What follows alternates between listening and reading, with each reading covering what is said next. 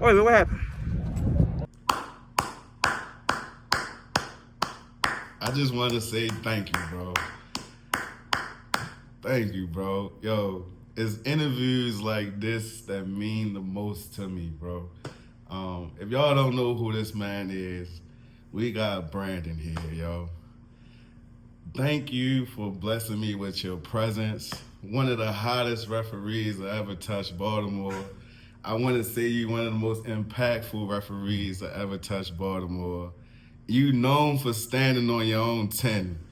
How you feeling today, bro? Hey man, first thank you TC Productions, Yes, sir. OG Tom for having me. Shout out to everybody at Town Beef. Shout out to all the guys out there. Hey man, that's high praise. That's a great introduction. Hey, it's all facts, bro. It's all facts, bro. Hey, I just go out there and I try to do the best I can every time I take the field, man. Just like you guys, when you take the field and you suit up, I try to give 100%, man. Yo, I can attest to that. Man. Yo, with all that being said, giving 100% and us all going out there showing our respect, where did it all start, bro? Where you from? I'm from Baltimore. I'm born and raised here. East side, west side, south side? So, I'm gonna be honest with you. I was born at Franklin Square Hospital, right? So Okay, technically White Marsh. that's Baltimore County, exactly. That's all good. But grew up in the city.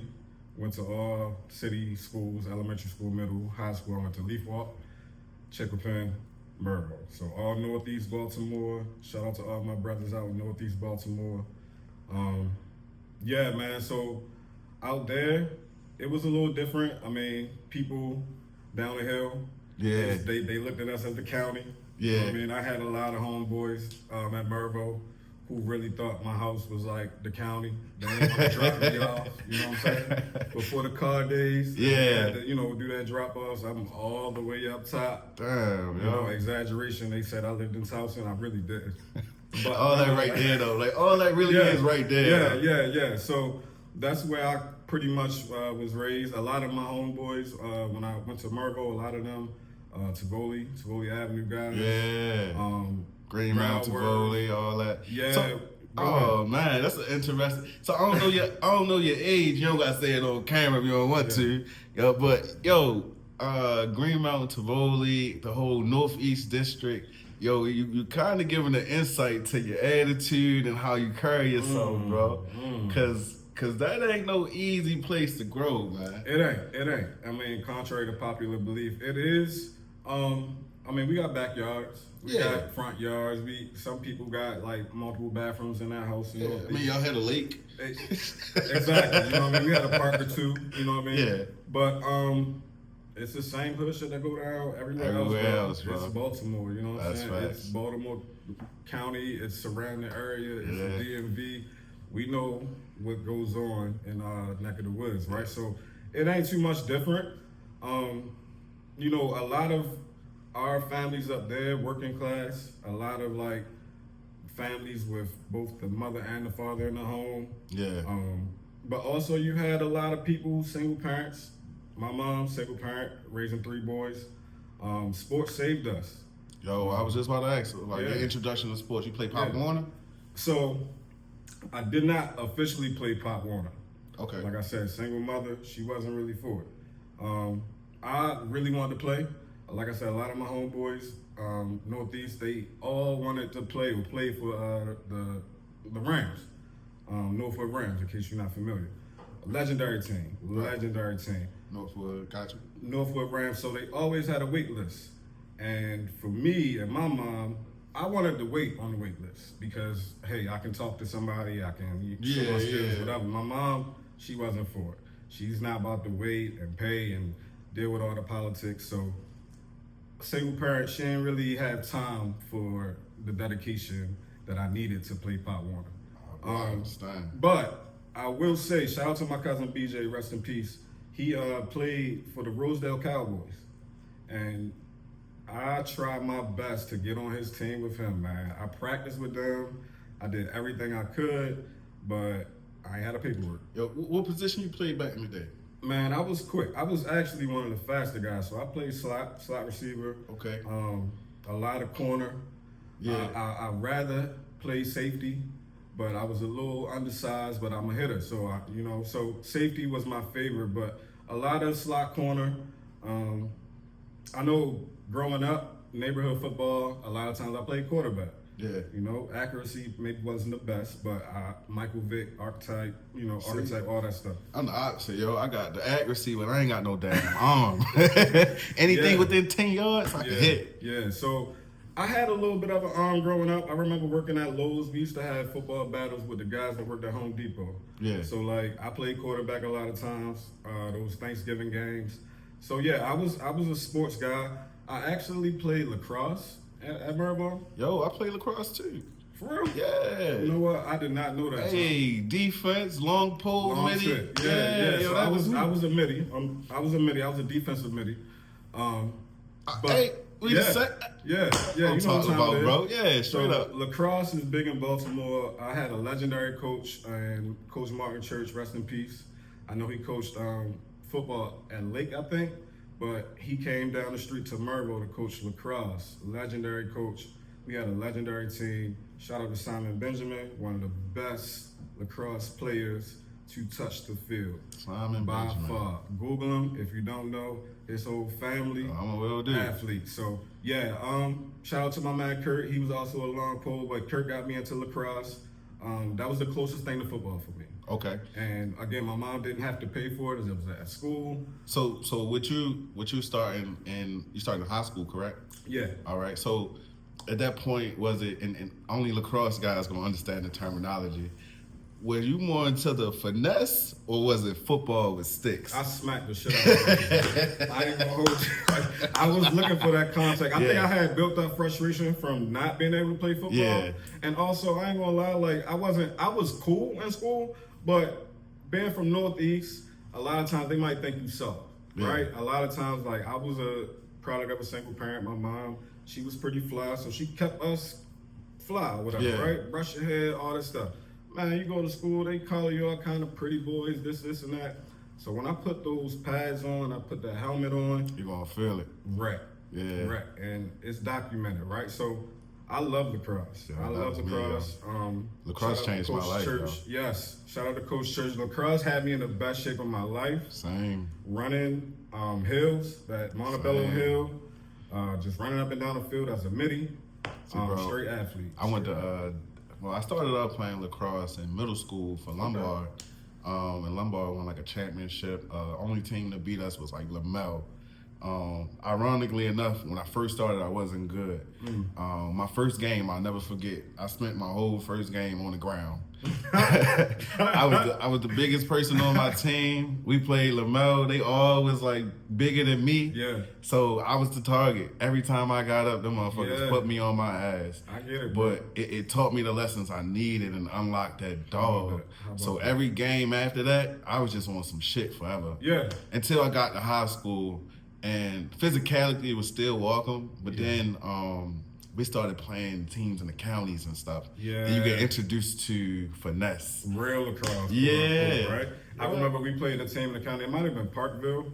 And they had big white boys, right? And starting off, I had to learn. I wasn't, the best scooping the ball, Yeah. cradling the ball. You got to find your rhythm. So I think this is one time I dropped the pass falls to the ground. I go to scoop it. And if you know anything about lacrosse, you better drop your butt Yep. trying to scoop that ball. Yep. And I don't think I was dropping my butt as I needed to. So I see the big white boy coming at me. He about 6'2", 250 plus pounds. He long Clean up. stick hunting, right? Yep. I just see him and I go down and kind of check him. And he goes over my back. And I just hear everybody, So yeah, I remember that physicality, and it might have been either that same game or another game against some county guys. A guy came when I went for a shot, checked me, knocked my glove off. Damn. Glove went flying in the air, same reaction. See, that's it. I experienced that one time, yo. It was middle school all-star game. On my way to high school, I got selected for the middle school all-stars. Syracuse versus John Hopkins, NCAA championship, M&T Bank Stadium. They had the Baltimore City All-Stars versus the DC All-Stars. Man, I went there, got to practice, and I got the big hit, and the stadium went crazy. And I was mad because I had we only had the halftime to play. Okay. So when I got my little highlight, the coaches pulled me out. Yeah. But I'll never forget the crowd going crazy like that, yo. It's a different feeling, man, and I don't think people know how physical lacrosse can get. Yeah. I think the city teams, when we were playing, at least we were known to just be, hitters. Super aggressive. They just say we playing football with sticks. They ain't saying we was lacrosse players. Yes, and Mervo, for a lot of those conversations, they were changed when we stepped out on the field because we had a little mix of both. Like I said, we had Simon Benjamin, again, one of the best lacrosse players ever. He basically put our team on his back offensively, and we just had straight killers on defense. So yeah, we had a pretty good team, and lacrosse is always gonna hold a place in my heart, man, for sure. Yeah, so lacrosse growing up, I can't forget about basketball. Love basketball. Actually played basketball for most of from elementary school up until high school. I tore my knee up. So 9th grade year, playing on a rec team, chasing down somebody on a block, like I was LeBron before LeBron, and just came down wrong on my knee. Tried to prevent myself from hitting the wall, and like bottom half of my knee went one way, top half went the other way, and that kind of derailed my basketball career, so to say. Probably wouldn't have made it to the league, but it definitely changed my athleticism. I was able to still play lacrosse after all of that, but my jumping, my cutting, and all that, it definitely took a hit. So I still have love for basketball. I like to say I love basketball. I kind of like all the other sports, but not playing as much as I. So since you love basketball, man, this a rocky question right here, because if it go the wrong way, bro, I might have to escort you to the door. No problem. That's fine with me. Who your favorite NBA franchise of all time, followed by a favorite NBA player? Oh, man. So, favorite franchise of all time, that's one of the tougher questions, bro, because the NBA is different from NFL. It's a lot of individualism. Correct. I got a feeling that you a Laker guy. I am. I am. Laker guys ask those type of questions. So they fishing to see if you a Laker guy as well. Well, the Lakers might be the closest to they in the top 5, I'll say that. 5, yo? Yeah, the Lakers, what they doing right now, they on some stuff, bro. I don't know if you hit, but they on some stuff right now. But on some good stuff or bad stuff? It's hard to say. They just got changes going on. Yeah. I heard Janie Buss selling the team or wanting to sell the team. So for me, I'm more so into the business aspect of it than what's happening on the court. Yeah. I get Town B fucked me up. I don't know what way to tell you. Yo, it fucked up the way I view sports forever. Now I can't take the business out of things. Mm-hmm. So and business is present everywhere. I get it. But don't try to derail me, man. Who that number one franchise, bro? Bro, I guess I honestly in the NBA, the name that keeps popping up to me right now is the Spurs. As far as organization from top to bottom. Now, granted, again, I don't really have that. I don't think I've ever been asked that question before. I've been asked favorite teams, favorite players, but favorite franchise, I never thought about that. So Spurs, Lakers, Spurs. I would love to say the Wizards, but y'all gotta get y'all shit together, bro. Who else? Who else out there, Tom? I don't know. Back in the day, I feel like you was like a Ben Wallace fan or something. For some reason, yo. You was like a Ben Wallace, Rasheed Wallace type of fan, yo. Oh, man. Back in the day, my guys was, of course, Michael Jordan is the GOAT. He's not even in the conversation of GOATs or whatever. He's like in his own stratosphere. So you got MJ, you got AI, you got Why you say Kobe yet, yo? What's up, yo? You got Kobe. You were really a Lakers fan, What's up, yo? Hey, look. I feel like you get disrespectful when you start naming people after Jordan. I let Jordan go, but so here's my thoughts with the Lakers, right? And I'm more of a Laker fan now because I'm a Brown fan. But I've always grown up seeing the Lakers as like the Yankees. okay. Right? So all right. That makes sense. it wasn't fair to me to be a Lakers fan, a Yankees fan, a Duke fan. Yeah. You know what I mean? Because it was like they always win. Yeah. So I'm looking for the team that's going to knock off the Lakers. See. So like back in the day, I ain't gonna hold you. I wanted the Kings to beat the Lakers. I wanted that, and it might be some shady stuff that happened behind that, but that's another conversation, right? True. Who else? Like, See, I like Manu Ginobili. Yes. I didn't like Tony Parker. I didn't like Tim Duncan. I like the shoes. But I ain't like, it's just when he talked, I feel like somebody that big, his voice was so unique. You know what I mean? he top 5 power forwards of all time. Probably for not even, sure. probably top 3.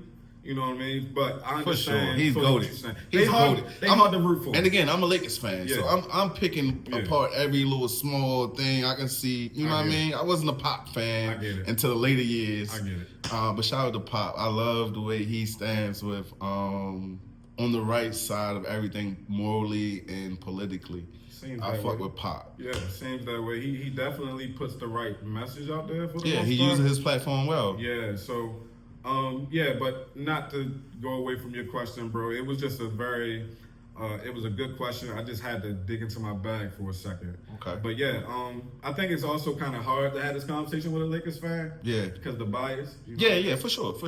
I'm not going to challenge. I'm let you know off the rip, you know. But I think the best way to have a conversation where biasness is present is to at least admit that it's in the room. Yes. Like, you know, I want to come off the rip and let you know this is where I stand. And I respect that, my brother. I respect that. All right, bro. If you don't mind, I want to go back to Mervo real quick. We're going to go right on back up there, yo, with the blue track and that little ugly navy blue shirt. I don't know, y'all had the navy blue shirts back then? We wasn't Navy. That was late. Ours was more royal blue.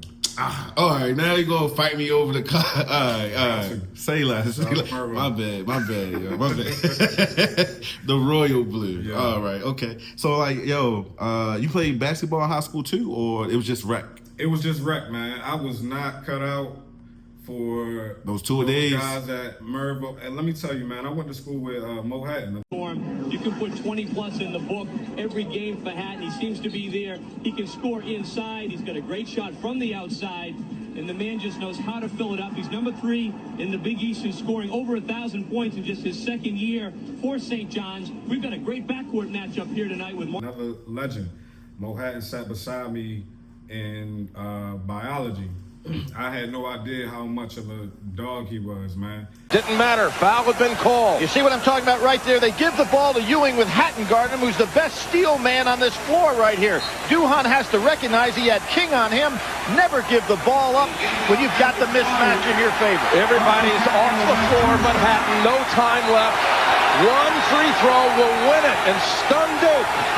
The senior wins it. St. John's has scored the last 12 points of the game to shock Duke. Unbelievable.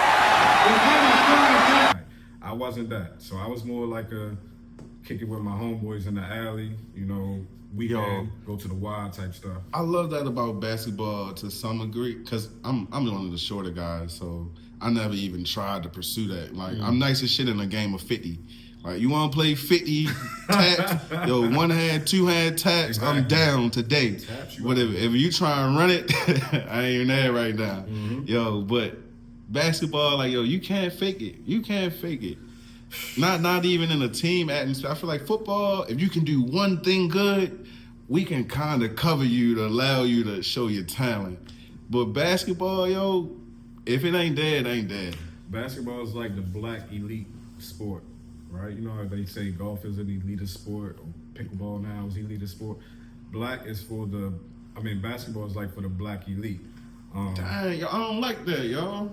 I'm just saying, you can play on every level, but at the highest level, to your point, it's only 15 spots on a roster or something like that. How many on the NFL? 53. Yep. And they all have specific purposes. See, I don't want to look at it as elite. I see it more as genetically gifted.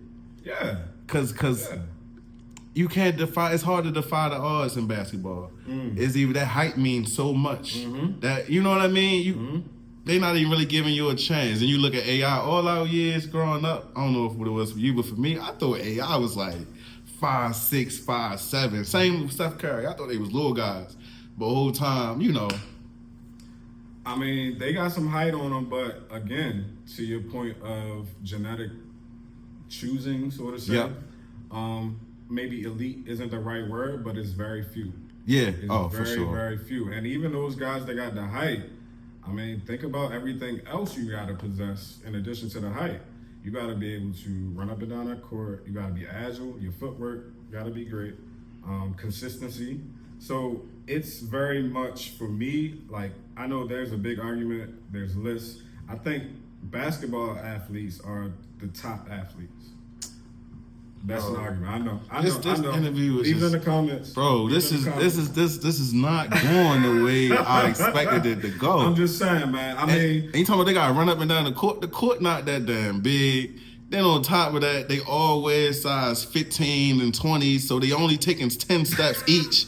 It ain't, you know what I mean? Them motherfuckers not running routes, bro. Come on, like. Okay, but I'm saying I can't take a play off if I play defense. I can't go on the side when the offense come on. So as soon as the possession can change, and I can go from playing defense to offense in 2 seconds. So now not only are you asking me mechanically to do something different with my body, my brain has to now switch, right? So it's an argument, and I'm willing to, debate it, but I will, shout out to all the other athletes out there.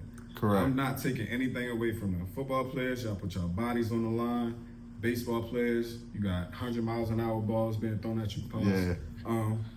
Appreciate that pause. But yeah, so it's just my stance based on my experience and being up close to a lot of like top tier athletes on a lot of different fronts. So yeah. No, I respect it. You know, my job, even though I'm behind the camera, is to get a pushback. You know what I mean? I don't think it leads for a good conversation if we both agree the whole damn time, you know? For sure. But honestly, to that point, Tom, I think that's one of the main reasons why I don't ref basketball. It's so difficult to ref basketball. One thing that's a foul in the first quarter might not be a foul in the third or fourth quarter, right? As it should be. Yeah. But we know how that goes with reffing, right? And I've been at some of these games, Cloverdale. Yeah. I've been down the Dome. I've been down, bro. If you mess a call up and you don't have a strong sense of self, I couldn't do it, bro. I could not on that level. I couldn't do it. I don't even have the words right now. I've seen people crumble, bro. I couldn't go through half of the things I've seen you go through. Like, we're gonna get into that. We're gonna get into that. Yes, sir. All right. So wrapping up high school, yo. You go to college? Yeah, man. I did a stint at Coppin State. Shout out to Coppin State. Okay, shout out to Coppin, yo. Yeah, man. So I really wanted to go out of state. I wanted to go to University of Miami. I had very high aspirations. Of course, I wanted to be a part of the U. Yeah. Seeing the games on TV, it's Miami. Who don't want to go to Miami? Facts. But my mother was like, that's dead, right? Like, the application fee itself might have been like $75 to just fill out the application. Yeah. So she said, see what Coppin talking about.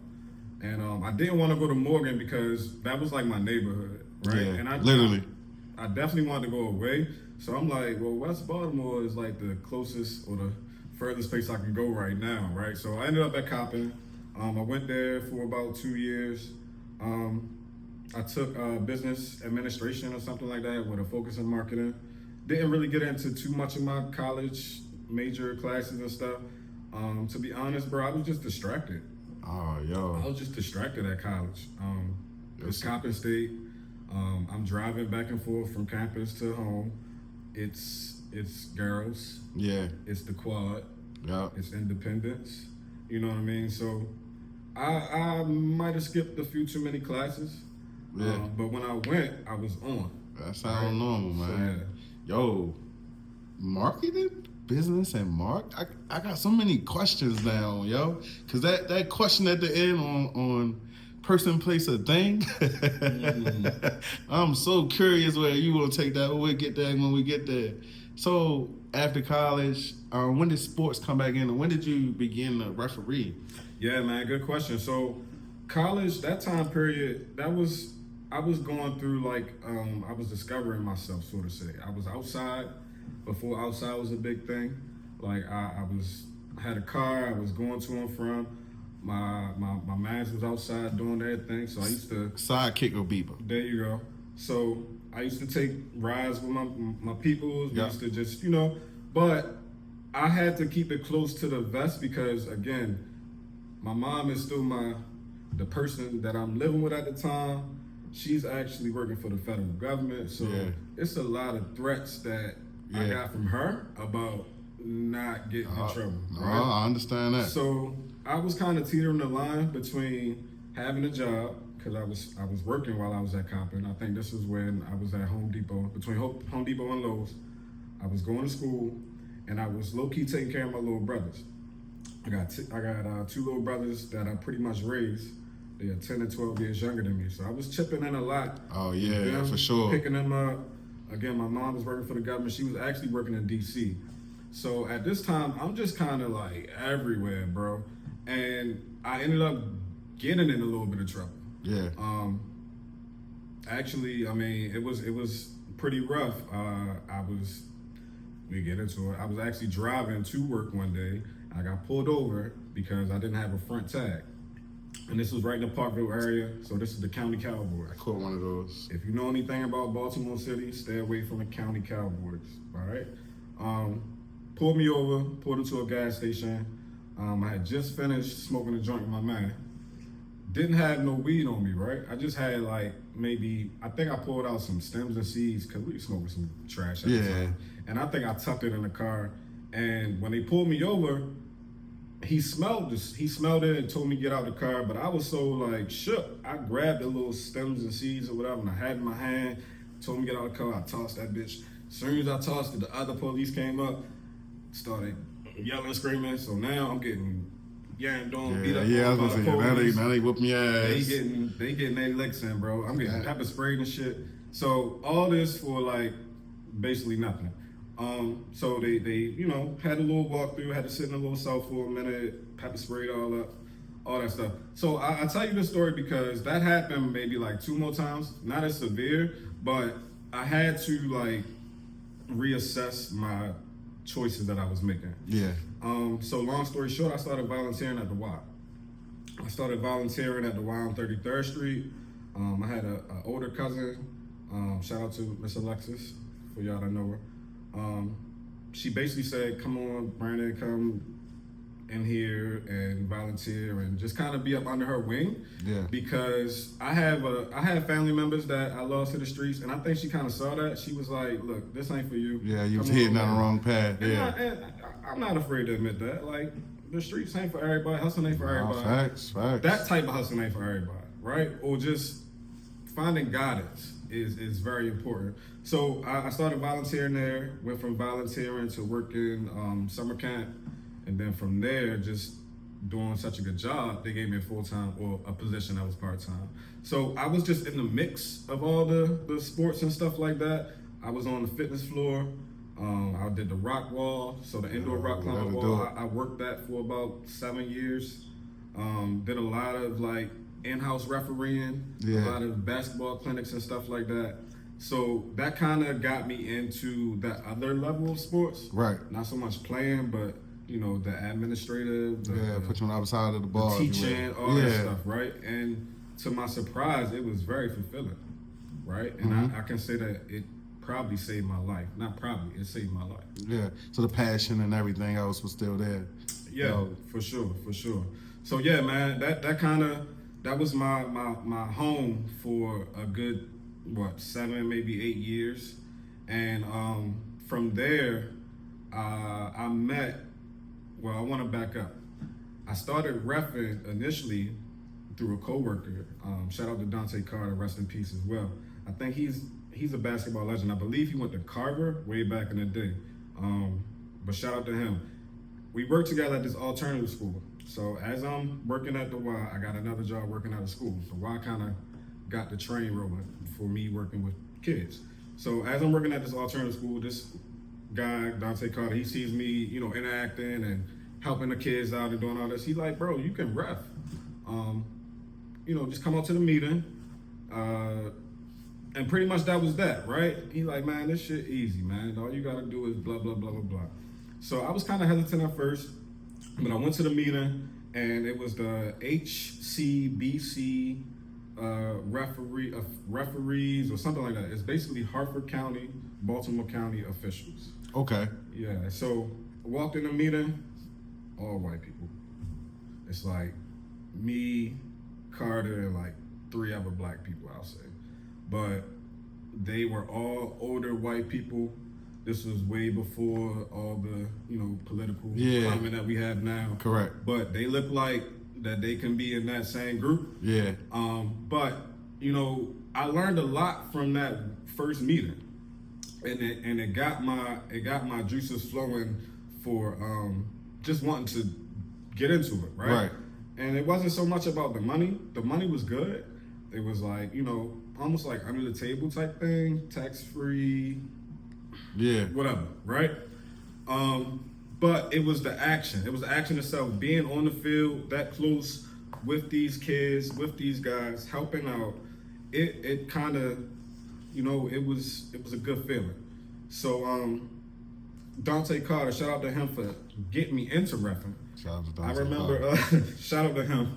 I remember my first game. I showed up. I think I was a little bit late. I was like right on time, right? And I had the shirt because Carter gave me his shirt, and he's like 6'3", 6'4". So I got this big old shirt on, and I got like some black sweatpants on. And this particular reffing group, they were very specific about uniforms. Mm-hmm. Man, when I got to that field, that white guy looked at me like, "What the fuck are you wearing?" Yo, I heard referees get into arguments about how thick the stripes are and stuff like that at certain points. All of it. Yo. All of it. Hey, Tom, all of it. I think that guy that day, he wanted to, I don't know what he wanted to do. He was not happy. He was not happy. And I'm sure he told everybody about it because when I got to work that Monday, Carter was like, "Boy, what the fuck you doing? Coming to the field, you had some sweatpants on. I gave you the shirt." He like, "Why the fuck you?" He like, "Them white boys is mad as a motherfucker." Yeah. But again, we both laughed it off. And that was my first experience. But after that, like, I wasn't late again. I got my uniform. And I took it serious, man. Because those white guys, you needed to learn. They took it serious. Yeah, and then at that point you had to let them know that you was just as good or better. Yeah, and honestly, one of the guys took me under their wing. Shout out to Woody, because of my athletic ability. These guys were all older, white. They can't run down the field. Couldn't keep up with the play. So they all wanted me on their squad once I kind of found my legs and I got my uniform, and they like, I want him. So it was almost like a bidding war, so to say, for crews. And Woody, he took me under his wing, and you know, I made a lot of money working with Woody.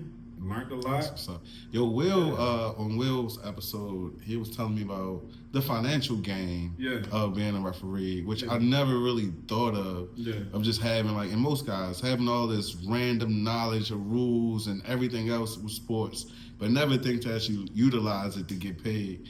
And he was also explaining the shortage of referees. Was that also a shortage back then, or how did it go? Was there a surplus at that time? So it didn't seem like it was as bad as it is now. I will say that. I think at the time, the group that I was working with, they can foresee the future. Yeah. They knew that they were all getting up in age and they needed some new younger blood in there. So shout out to those guys. Damn, I wish Town Beef knew that shit. Hey, man. Hey, we know now, right? We just got to move accordingly now. Yes, sir. But, yeah, those guys, they were still reffing a lot of games. So when I started, it wasn't so much of a short. They just needed new bodies to usher in the next wave. So yeah, I came at a perfect time for me in my life. I needed that extra income. I needed that stability.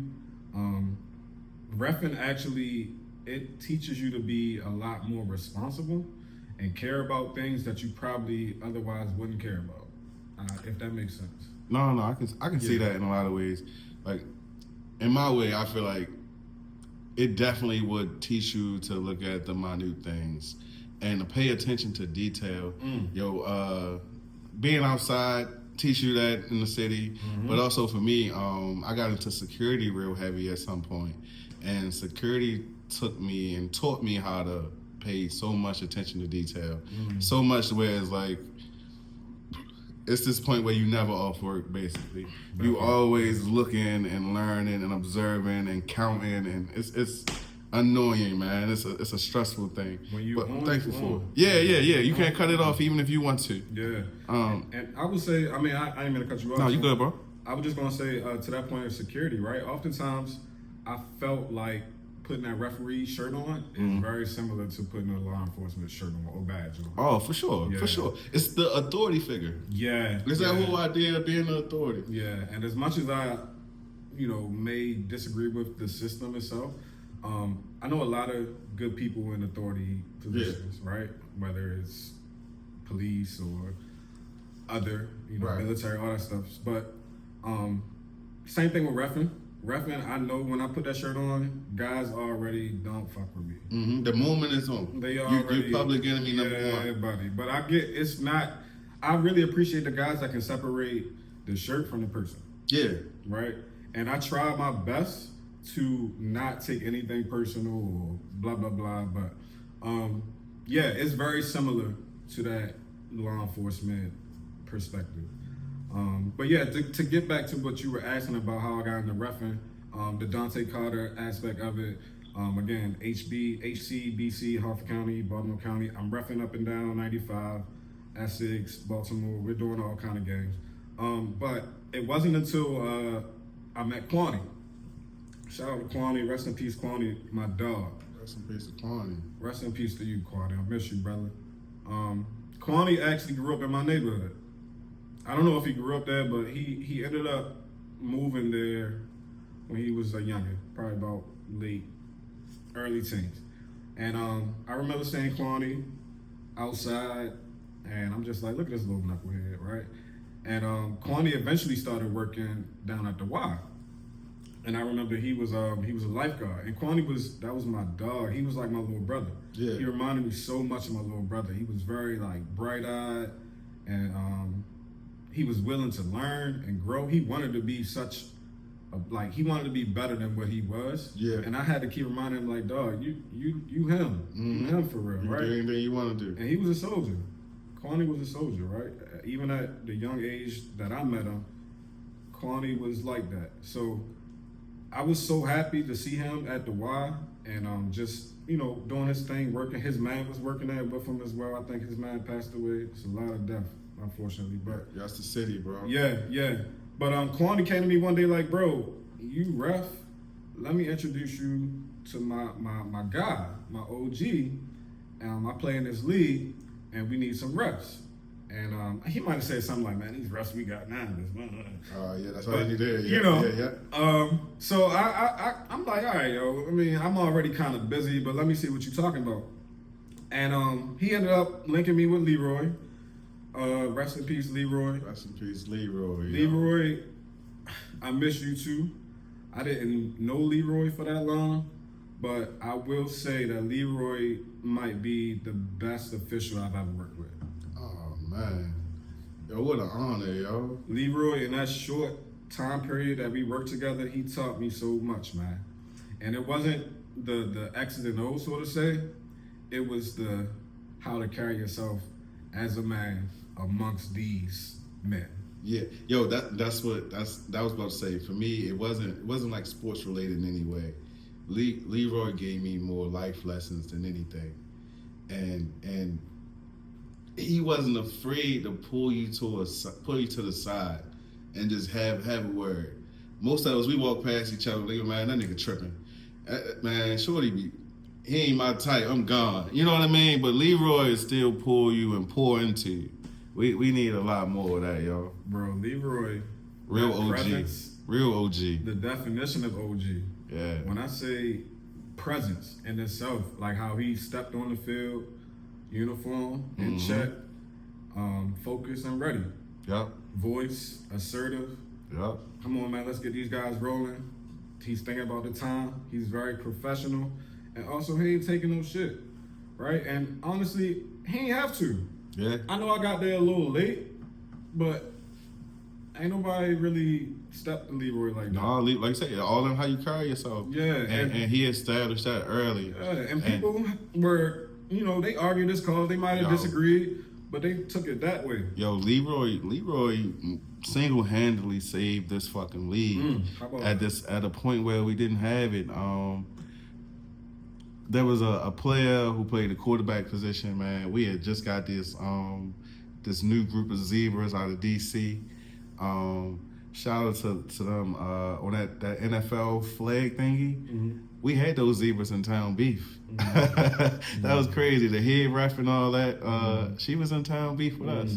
We lost that because at the time players didn't understand or how to keep them hands to themselves. And that was what ushered in the Leroy thing, because everybody was done with this. Like you said, those referee committees and stuff like that. The news of our league and what we were and the perception of just Town Beef was horrible.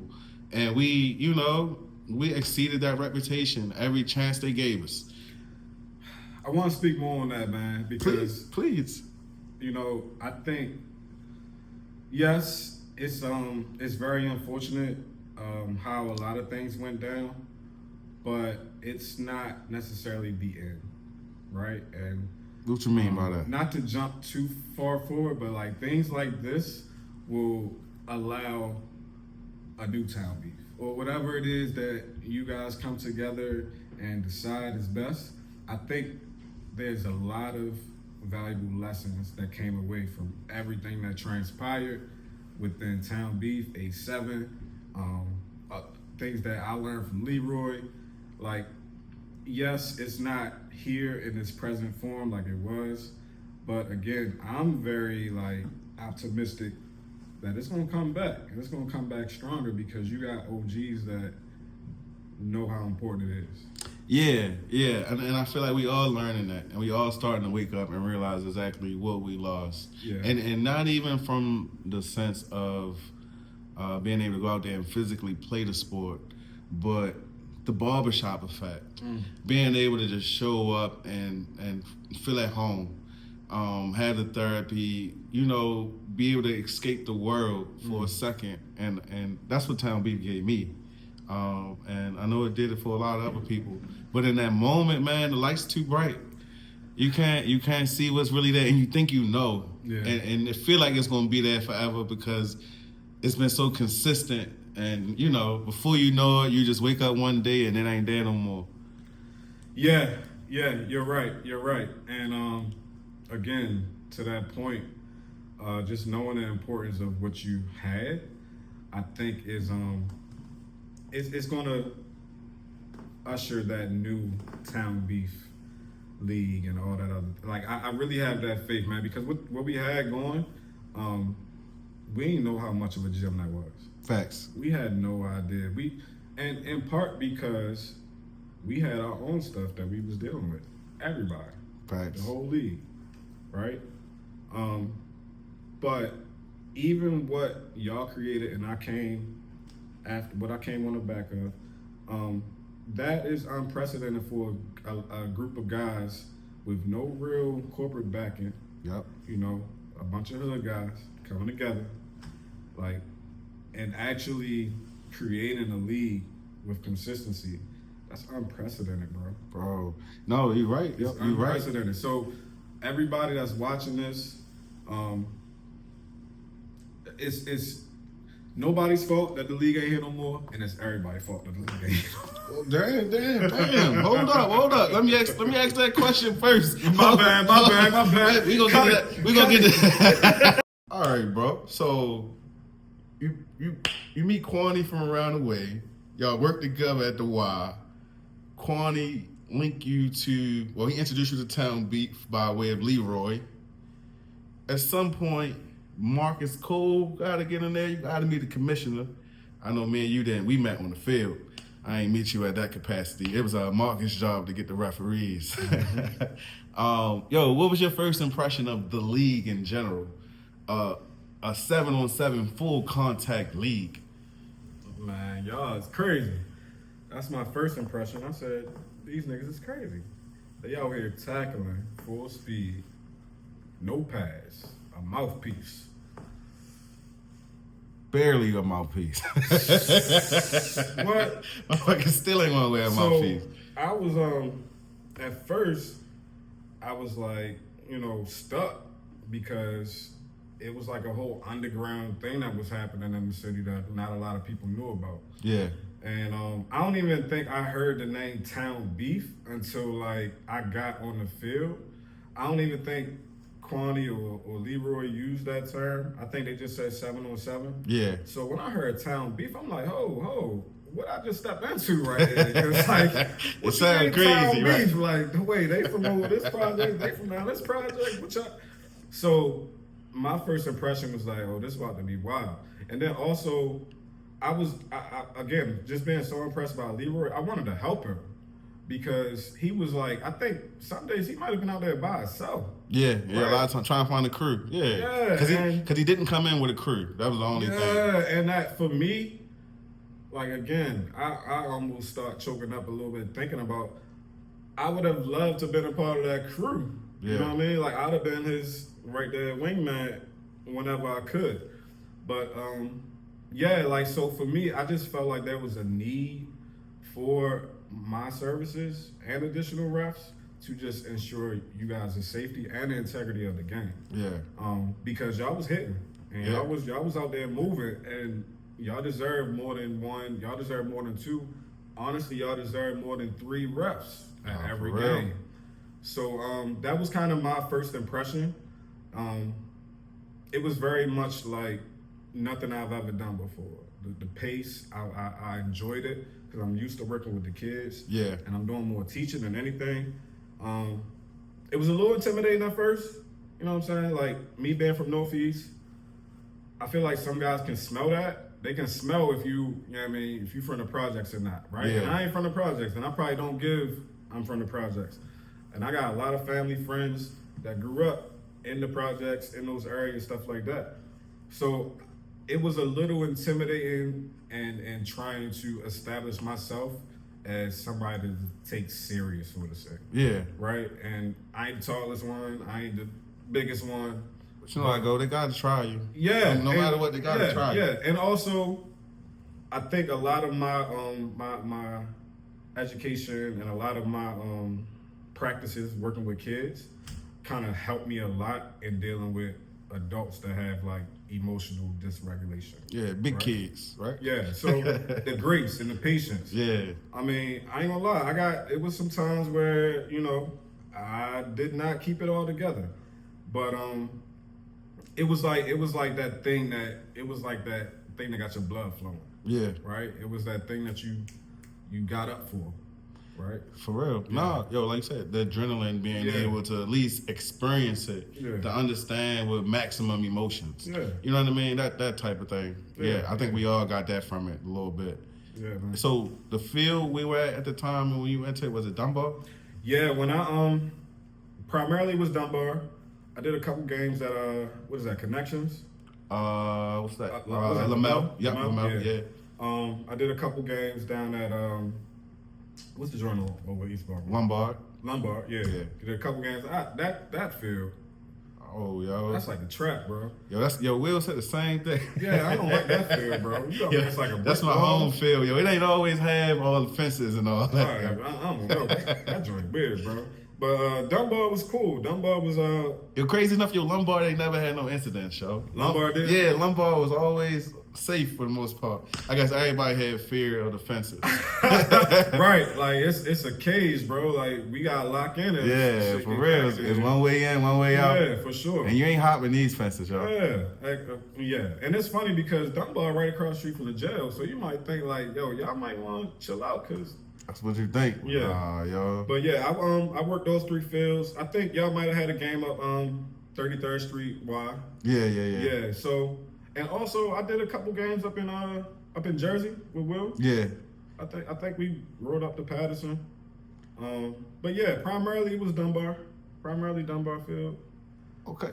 Yeah. Yo, so I know you said you was used to working with kids, and so far with your roughing history, everything was always kids.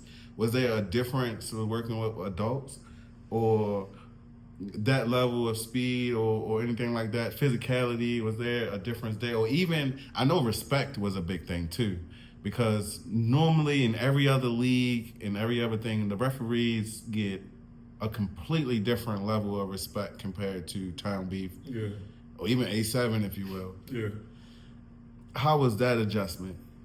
Well, I will say that during Little League games, you also interact with the coaches, and they get a little Coaches and parents. Yeah, they you know how they get a little rambunctious.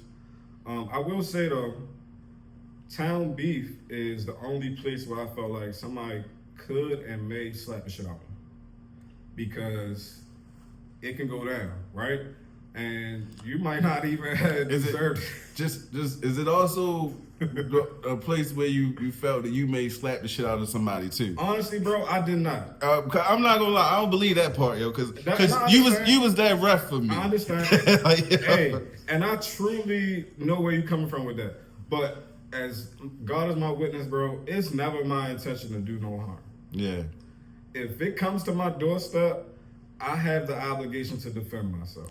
For sure. Right? For sure. So you ain't never see me like go after nobody or Intentionally, like, pick yeah. on somebody on the field. But I'm gonna respond. And back then I was younger. Yeah. And like I said, I also had my own stuff I was going through. I'm working at a school 5 days a week where like we restraining kids. Yeah. You know what I'm saying? So my emotional levels wasn't always at the most balanced. The reason I wear this right here, it ain't to start. This is a tiger's eye. This represents balance. I have to stay balanced emotionally because that's what's best for me. So, yeah, it was some times where I reacted, but it was usually a reaction. It was based off of somebody not being respectful to me. Somebody maybe like taking it too far. I agree with that. Yeah. Like I said, like, yo, when you sit down, yo, I said, man, you know, standing 10 toes. And for me, you were always a straight shooter. That's why I kind of, what's the word? Gravitated to you at times, because, you know, dealing with all the referees, you kind of get a sense of who genuine and who not genuine, even if the game not going your way. And people who willing to hear you out and who actually understand and can let you know, like, yo, you got a point, but unfortunately it's just not that right now. And to me that go a long way, because we don't always gotta agree, but just the fact that you understand go a long way. And I always felt like you understood the greater scheme. And even like you said, man, like you wanted to help. You saw that there was a need for help. You felt that we deserved more. But it's only but so much that you can see with just two eyes. Yeah. And vice versa for all the other refs. That's why for me, bro, you were always one of the great show. You like I said, man, you led with integrity every single time you stepped on that field. I was grateful for you to be on my sideline. I ain't want none of them other niggas on my sideline. I'm not gonna lie, yo. I like you. It took me some time. Hey, and every time I say Reggie's name, I'm always gonna apologize to you, Reggie. Reggie, I'm sorry. Shout out to Reggie. Yo, shout out to Reggie, yo. That's my guy. Reggie is my fucking man, yo. But I had a moment, yo, like I said, off the field shit, bro. Snags episode, Snags spoke on the importance of mental health. Mm-hmm. And I can attest to that, yo. Mental health is a big thing and a big reason why I feel like a lot of our guys struggle with mental health problems or scenarios or events. Like you said, the city got a lot of loss, a lot of death. Yeah. I was experiencing death of a really, really close family member. And I was taking everything out on the football field. Even as a coach, I wanted every single call for my guys. And one of them days, man, Reggie just ain't give me what I wanted. And I felt like it was plain as day. And just for the viewership, I ain't gonna leave y'all on the call, man. We up, where we at? I think we in your neck of the woods. Up Wild. 33rd? No, not 33rd. It's like up off of I don't know, yo. Wherever West Side team was practicing at, the YFL Bulldogs, wherever that home field was at. Okay. We was up there having a game. And I was playing against Tom Ratliff's team. Okay. Tom Ratliff and them got a sideline. We got a sideline. At some point, Ratliff was on our sideline in a jersey talking to a fan. I wanted a flag for that shit. It was petty. Yeah. It was petty. Yeah. But I wanted a flag for that shit. And Reggie ain't give me that shit. So I directed my energy at Reggie. But it wasn't really at him. It was more so myself and some off-the-field shit I had going on. So, Reggie, I apologize again, bro, every single time. Until I get you here and I can say that shit to your face, I'm going to apologize every time his name come up in one of my interviews. Yo, and shout out to Reggie again. That's another one of my favorite referees. Reggie, pull up, man. Hey, I had no idea that happened. I heard you mention the Reggie thing, but I didn't know that's what happened. And to be honest, he should have got a flag.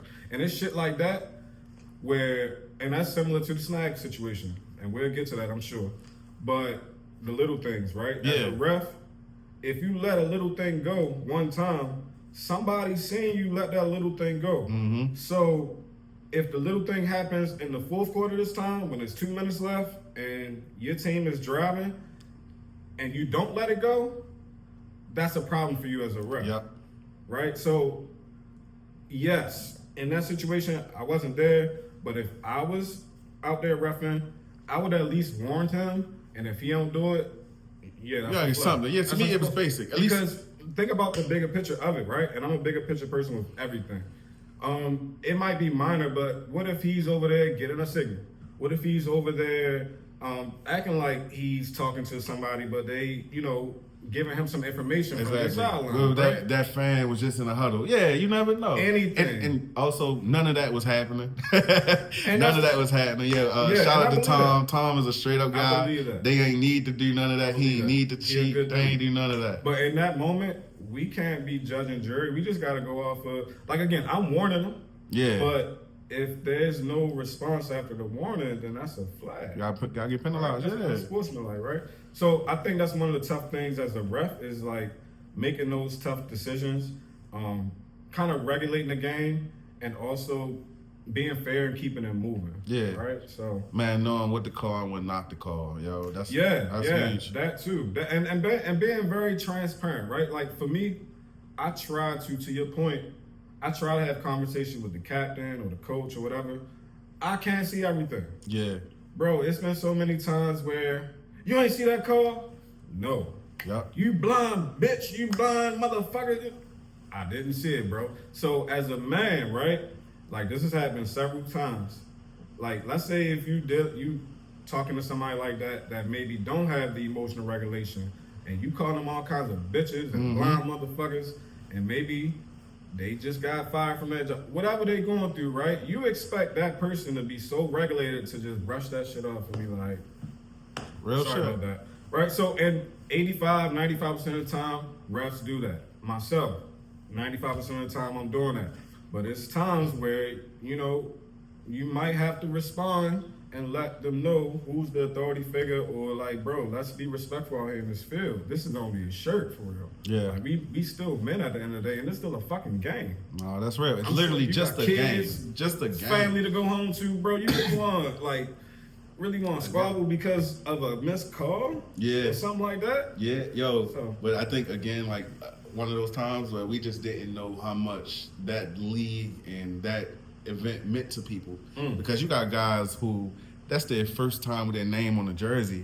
That's the first time their family and kids getting to see them play and all types of shit.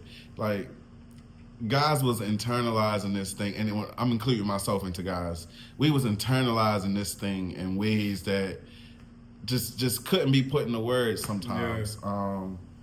But and I get that. Yo, it was real. It was real. Like you said, and the energy on that field was just so electric. Stepping on that every single day, so many personalities around. Man, it was a great time for me. Let me say this while it's present in my thoughts. Y'all had a prime product, right? Y'all had the game itself. Everybody loves football. Y'all had personalities, right? Yep. You had people like yourself who are doing things like this. You had what's my man, Big Eric? That's his name. Eric he McGee. started the Town Beef. Shout out to Town Beef Live. Yep. Entertainer, right? The athletes that came out on that field, bro. Some of the best athletes I've seen in the world. That's Speed, quickness, strength. like determination, just pure toughness. Yeah. I heard y'all naming so many players, like top 5 and stuff like that. And a lot of them guys, I forgot, but when I heard their names, I heard y'all describing them, instantly remembered. Instantly remember what they did on the field, right? That's like real. Impactful. For real. I remember guys, I don't even know, it might have been, I don't know, I ain't gonna say no names, but running the touchdown, either on a kickoff or on a long pass, and just boom, hit the backflip, right? Yeah. Or just my man Super Saiyan on the Gators. Yeah. He go Super Saiyan, like that shit turned me up, bro. I'm like, nigga.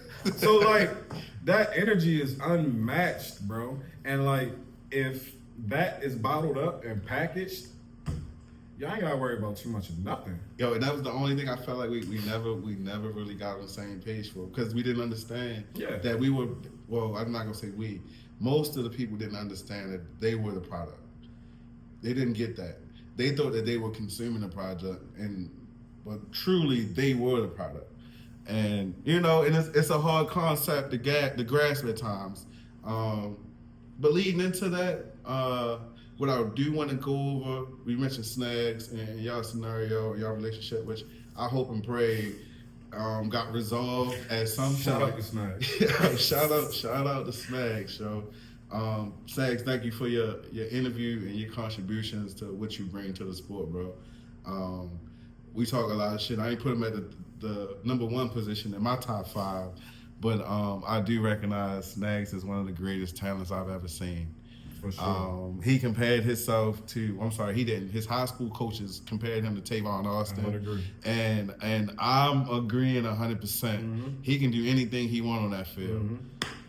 So yeah, to that point of athletes, not only Snags, I would say Snags, so quick, so like elusive. He reminded me of like a sports car. Like when he run, he's so low to the ground and shifty. Love watching him, right? A dog. Yeah. The Gators, their team itself, they were like an all-star team from my perspective. I didn't play. I'm sorry, I don't mean to ruffle feathers. I know they not talk that shit. I know they not the most liked team, but the Gators, they had athletes from quarterback. I think John. Yep. You had Snags. You had Sly, right? Yes, you had Sly. You had Milk. Sly. Yeah. Shout out to you, Sly. Sly, that's my guy in real life. Who else? They just had a bunch of guys. Nick Mays, the Gators, the whole roster. Yeah, so those guys athletically, again, the stuff that I seen John pull off, like just getting out of tackle, still throwing the 40, like you said, Torrance, go Super Saiyan, Super Saiyan, yo. And he only got the ball every now and then, right? But when he got the ball, he took advantage of his time with the ball. Like him being that size, like I'll fuck with Shorty. I don't even know him like that. Play action pass, gonna run a post. Yeah. And and it's there every time. Yeah. Y'all had a bunch of athletes too. So a lot of team names get jumbled, but I remember the Army, right? Yo, this is the part where you're gonna ruffle feathers right here, bro. I don't mean to. I love y'all, bro. I promise I'm coming from a place of love. The Army, I was confused at first because I'm like, Army, is that their team name, or is this all these niggas in the Army? Yeah. They just left to come play? Like, that's cheating. So I was confused about that. But then I saw how y'all like really operated together. Mm-hmm. For the most part, y'all was a well-oiled machine, right? And I respected the hell out of that. Between you on the sideline, because I remember you mostly being on the sideline. I don't know if you necessarily had a clipboard, but you like was in coach mode. You was in GM mode, whatever. And me and you always had that rapport. I can always go to you. Yeah. If I fucked up, you come to me like, yo, watch out for that, or can you look for that? Can you look for that? And I'm on it. Yep. And I love that, right? Y'all had joystick? Y'all had joystick, right? No, we had Dion. Y'all had Dion. Yeah. Dion, best running back. I heard what you said, bro. You was not number 5. You was number 1. Number 1. I seen you do some crazy shit. I seen you break at least 3-4 tackles. Somebody had you up top. You rolled out of that. Somebody had you down the bottom. He was surrounded by a group of guys and got out of it next to the sideline. He kept his feet going. Like, awesome player. Y'all had a couple guys. Y'all had Royds. Yep. Royds was animal. Royce was all over the field. He reminded me of like a Ray Lewis type. Yeah. And I love interacting with Royce because Royce would say his shit and then he'd bop ball. Like he'd be like, you fucked up, then he'd bop ball, right? Like I love him for that, right? Who else y'all had on y'all? Y'all had a squad. Y'all had a squad. That's Dreads. That's Scooter. Dreads, I love his consistency, bro. Yeah. But here's what I'll say about Dreads. Dreads, put a ref shirt on, Dreads. Put a ref shirt on, because if I remember correctly, Dreads used to always be in my ear about something. But he's confusing because the nigga be smiling at you and cursing you out at the same time. Like, no, that's what he made. the fuck is you doing? The fuck is you doing? You ain't fucking see that shit? Fucking blind as shit? Fucking blind as shit? Bum ass nigga. I'm like, damn, bro, we just dapped No, up. that's Dreads 100%, bro. Dreads, put a ref shirt on, bro, and see how it feels to be 3-man ref with 14 of y'all up there. But yeah, so y'all, the only thing about y'all team when things didn't go right, y'all seem to crumble a little bit. Yeah, yo, no, for real. Y'all for seem real. to crumble. When There was a lot of y'all, it seemed like, on y'all sideline, so it was like more personalities to manage. Mm-hmm. So I think that kind of was y'all not downfall, but that's what I remember about No, y'all team. please, you can say downfall. Yeah, so like, I fuck with the Panthers. They had that pink and black shit, right? Yes, sir. Shout out to Larry. Shout out to Larry. He was cool. He was always official, bro. He was always like, again, cut out your mode as far as just like very professional, very like, you know, you fucked up. Can you look out for that? I got you. God, yeah. Him and was Marco on that team too? Marco, yep. So he Yep. was also kind of that way. Hey, man, we all went to the same high school. For real? Same coaches, same football teams. I can tell. I can tell. Honestly, I can tell. Y'all had the same tutors. Y'all carry yourselves the same Yeah, man, way. we had the same coaches. Yeah, all that. yeah. They ain't play that shit, y'all. Ruger. Yep. Ruger. Prime time, highlight film, whatever you... Ruger is goated. Bro, the stuff that he was doing, I could not understand. Like, the moves he was making, he was like... Yeah. Stopping on a dime, then like accelerate full speed. Bro, we will never see another talent like that in our lifetime. It's crazy. And I fucks with Ruger because, like a few other guys, I seen him coaching the kids. Yeah. As he was playing Town B. I'm That's like, tough. yo, that right there, that's respectable. You know what I mean? Like, you don't get paid to coach rec ball for real, but Yeah. it's a lot of dedication, a lot of time, right? You don't get paid to play in the league. No, you don't pay none But of that man gave his 100%. Yeah. Right? He gave 100%. So I fucks with Ruger, I fuck with the Panthers. Mike gonna make it. Might gonna make it. I felt like he wanted to slap the shit out of me a couple times too, but talent is off the charts. You can't argue with that. Bulldogs. Bulldogs. Shout out to the Bulldogs might Bulldogs. be, this the controversial part, they might be my favorite team. I'm okay with that, y'all. And here's why. And even though I think if there's 20 guys on the team, at least 15 of them guys either said they was gonna smack the shit out of me or they wanted to smack the shit out of me. But I love how they played. I love their heart. I love how they felt like a family, Yeah. right? Like, and I knew like what's known don't gotta be said for real. They kind of cut from that cloth, right? Nah, real and shit. it kind of start with Keith. the quarter. Keith, yeah, I like Keith. I was thinking about the quarterback, but I'll speak on Keith. Keith, I fucks with you. Keith also pulled me up a lot of times, like, bro, you don't see that shit, you ain't see that.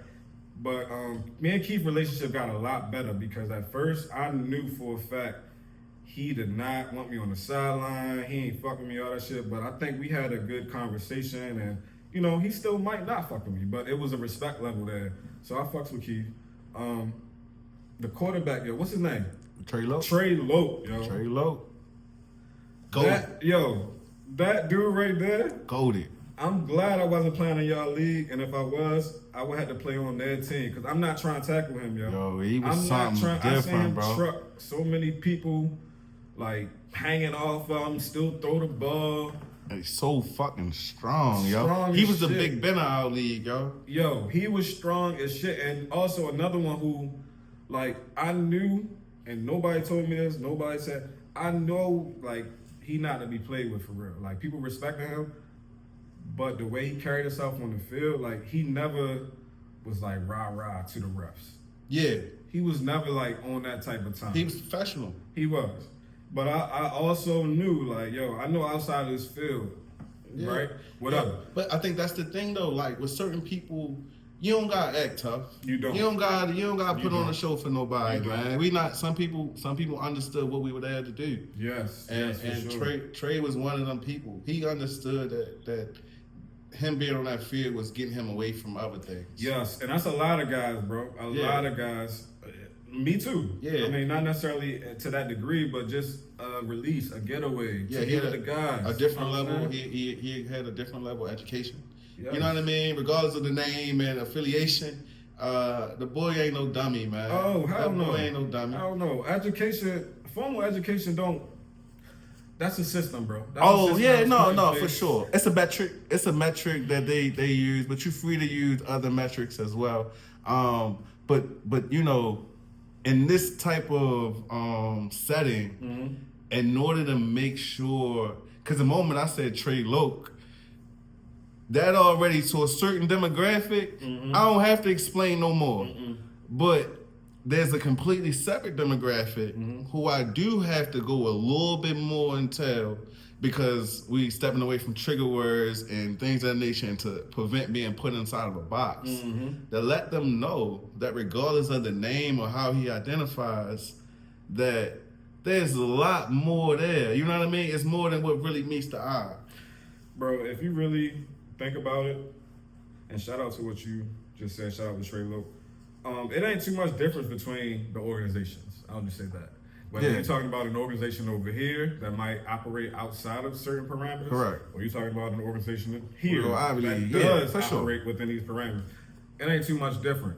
It's just like who regulates what, right? So I have a lot of people that are in different organizations, and they're not bad people, right? Yeah. It's the same thing. I got a lot of family that go to church, and I don't necessarily agree with everything the church doing either, right? So again, not to get off the subject. You talking that talk now, right? Yeah, Because that's we another interview. about to go into my just a real podcast setting right Yeah, here. that's another one, yo. I'm gonna have to have you on my joint. Yo, please, bro. Yes, but shout out to those guys. Shout out to I'm just trying to name the people that kind of stood out for me, and I know I'm missing people and all that stuff. But the Bulldogs, they definitely, I like what they put out. Was my man Nani? Did he play for the Bulldogs? Nani did play for the Bulldogs. So Nani played for the Bulldogs. They had a couple Shout out other to corners Nani, yo. that I fuck with too. But the Bulldogs was a good organization. It's a couple other teams that I'm blanking on, but like some names that stood out. I think I mentioned the dude Joystick. You got Joystick. You got Dirty Birds. You got the Cobras. Yeah, you got what's the white kid that was quarterback? Lenny, I fuck with Lenny Lenny because Manziel. Shout out to Lenny. Lenny, he crazy, bro. He get knocked down, beat up, he get right back up. Like, We were saying that on the top 5 episode, yo. I was trying to tell him that I think Lenny one of the top 5 quarterbacks of all time, bro. I mean, it's debatable, and you can have your own list. I think I heard y'all list, but let me ask you this. Yeah, though. go ahead. Who do you think is the number 1 quarterback? It gotta be John. All right, say less. It gotta be John. All right, I just wanted to make sure consistency. Accolades. Yup. Eye test. He passed the eye test. Yeah. John is number 1. John, the top of the top. Yeah. Honestly, yeah. I wonder if like he's interested in like the flag shit or like just curiosity. Yeah, just going somewhere else with it. Yeah, because he got it. Some of my other favorites, I'm not ranking these guys in particular order. Definitely Buck. Yeah. Definitely Buck. At his size, what he can do, and his mind, the way he moves people and draws up the plays, how he commands the offense. Field general. Trey Loke. Shout out to Buck. Shout out to Trey Loke. Shout out to y'all quarterback, Scooter. Shout out to Scooter. Up next. Again, undersized, but cannon. Fucking cannon, right? bro. Like surprising. Like just wait, I ain't know. Effortless too. Yeah, like I need to get back there because I didn't know he had that. I don't know, man. A couple other guys. The guy 2 that y'all was talking about. Yep. So I've seen him a couple times, and I know the conversation was about like what modern day or like how much time he modern played. day versus consistency. and also adding in longevity. He was good. Yeah, we only took him out of our list based off longevity. Yeah, but he's up there with the best we ever seen. Yes. Honestly, he is arguably he took that number 2 spot away from Buck. If we really just throw him in there, in my opinion, it should go John, 2, Buck, Scooter for me personally. I think Trey Loke before Scooter.